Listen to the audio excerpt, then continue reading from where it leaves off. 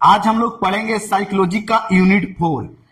1, 2, 3 already हम लोग पढ़ चुके हैं और आज हम लोग पढ़ेंगे यूनिट 4। यूनिट 4 आपका क्या हो गया? Motivational and emotional process. देखिए, जब भी आप हमारा वीडियो देखिए उस वक्त आप अपने कॉपी कलम लेके बैठिए और सबसे पहले क्या कीजिए, मैं जो आपको टॉपिक लिखा हूं उस टॉपिक को सबसे पहले आप लिखिए। और आज जो मैं आपको पढ़ाने जा रहा हूं सबसे इंपॉर्टेंट चैप्टर है कॉन्जेक्टिव प्रोसेस के बाद सेकंड सबसे मोस्ट इंपॉर्टेंट है। और इस चैप्टर से प्रत्येक वर्ष लगभग 5 से 6 प्रश्न पूछता है। इस चैप्टर से मैं आपको लास्ट में बताऊंगा सबसे इंपॉर्टेंट कौन सा इसमें टॉपिक है जो प्रत्येक वर्ष अगर आप क्वेश्चन उठा के देखते हैं प्रीवियस ईयर तो उससे आपको प्रश्न पूछेगा। और इस चैप्टर में आपको बहुत सारे टॉपिक पढ़ने, लगभग 30 प्लस टॉपिक पढ़ने हैं, आधा से भी कम इसमें मैंने लिखा है। तो एक एक टॉपिक को सबसे पहले मैं आपको समझाऊंगा।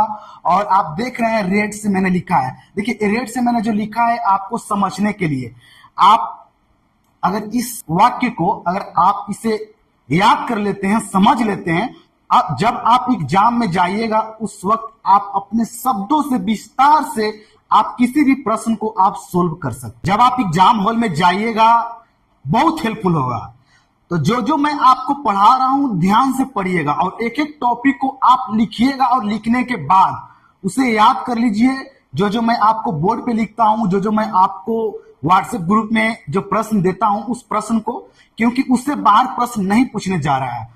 और एक चीज और मैं आपको बता देना चाहता हूं कि देखिए, मेरा टारगेट यही है कि एग्जाम में जब आप जाइए तो ज्यादा से ज्यादा प्रश्न को आप अटेम्प्ट कीजिए। आप अपने शब्दों से आप एक एक प्रश्न को बनाइए।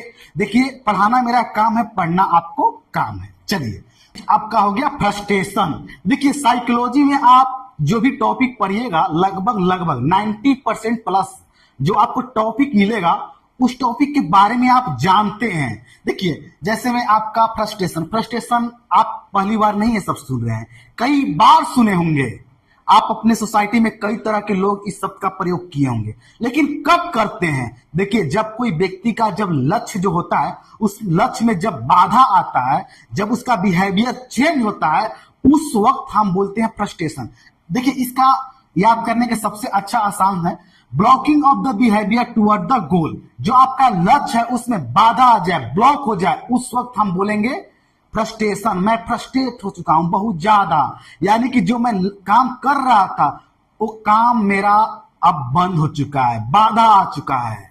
इस तरह से हम अपने शब्दों में लिख लीजिएगा एग्जाम में। देखिए, जो आपको एग्जाम में पूछेगा जो आप उसके बारे में जानते हैं वही लिखिएगा। और जहां तक डिफिनेशन की बात है, मैं आपको डिफिनेशन में आपको व्हाट्सएप ग्रुप में शेयर कर दूंगा। नेक्स्ट आपका हो गया कॉन्फ्लिक्ट। देखिए, ये बहुत इंपॉर्टेंट है। एक जो प्रश्न जो है 2020 बैच का एग्जाम हुआ था उसमें यह डिफिनेशन पूछ दिया था। देखिए, इसका मीनिंग हिंदी क्या होता है? संघर्ष या टकराव भी बोल सकते हैं। और ये कोई अननोन शब्द नहीं है, एक कई बार ये आप सुने होंगे। हो सकता है आपको लग रहा होगा कि हम पहली बार सुन रहे हैं। देखिए, जब 2 या 2 से अधिक आपके पास ओपिनियन है, ऑप्शन है, उस वक्त क्या होता है? व्यक्ति फ्रस्ट्रेट हो जाता है और वो सोल्व नहीं कर पाता है। 2 आपके साथ विकल्प आ गया और दोनों विकल्प को आप चुनने में आप नर्वस हो जाते हैं, फ्रस्ट्रेट हो जाते हैं। तो एक शब्दों में आप बोल सकते हैं कॉन्फ्लिक्ट्स प्रोड्यूस फ्रस्ट्रेशन। फ्रस्ट्रेशन कैसे प्रोड्यूस होता है? कॉन्फ्लिक्ट के वजह से। ये भी हम लिख सकते हैं। और इसके बारे में टाइप्स भी आप जान लीजिएगा। देखिए, ये टाइप्स इसका 4 होता है, इसका 4 होता है। मैं बोर्ड पे लिखा नहीं हूं लेकिन आप लिख लीजिएगा अपने नोटबुक में। Conflicts are 4 types. कौन कौन होता है? एक हो गया अप्रोच कॉन्फ्लिक्ट, अवॉइडेंस कॉन्फ्लिक्ट। एक हो गया आपका approach avoidance conflict, multiple approach avoidance conflicts. ये टाइप होता है कॉन्फ्लिक्ट का।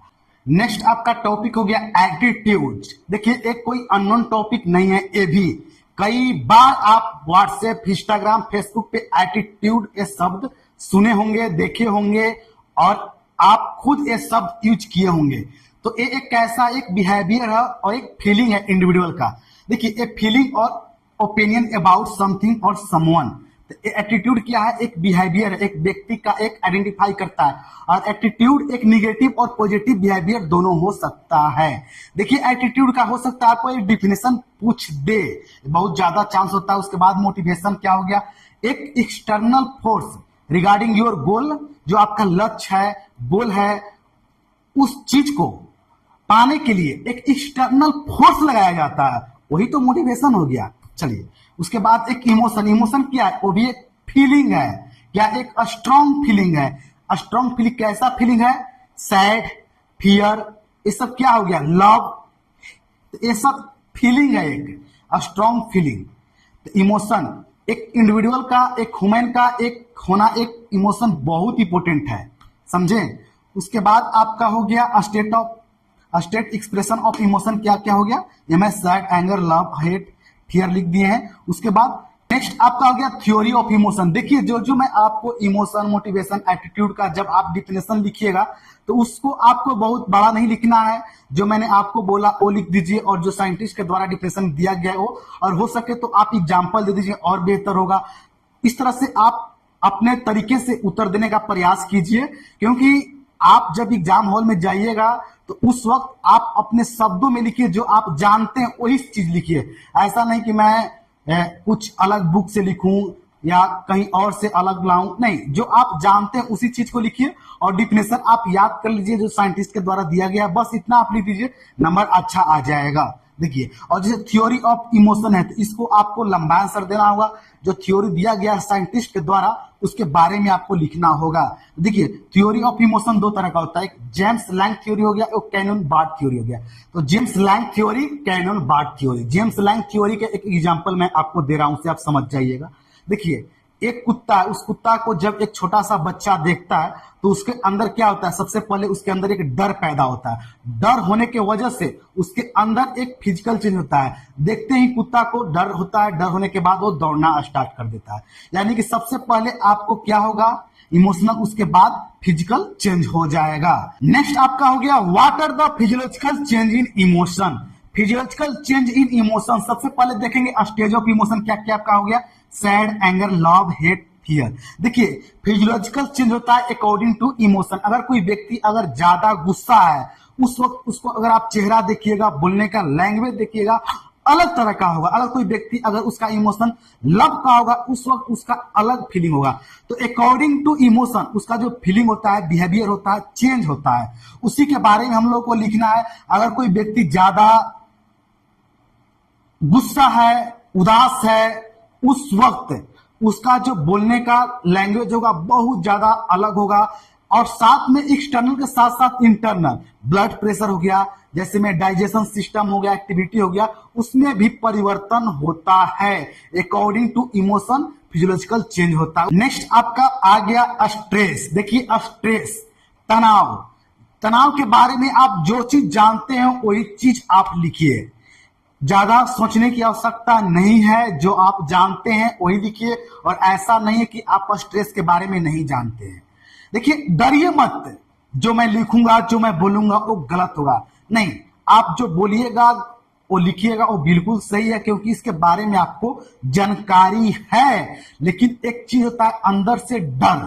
स्ट्रेस क्या होता है? जब डिस्टर्बेंस ऑफ फिजियोलॉजिकल और psychological behaviour of individual disturb हो जाता है, डिस्टर्बेंस हो जाता है, या एक शब्द में हम बोल सकते हैं डैमेज ऑफ मेंटल एनर्जी।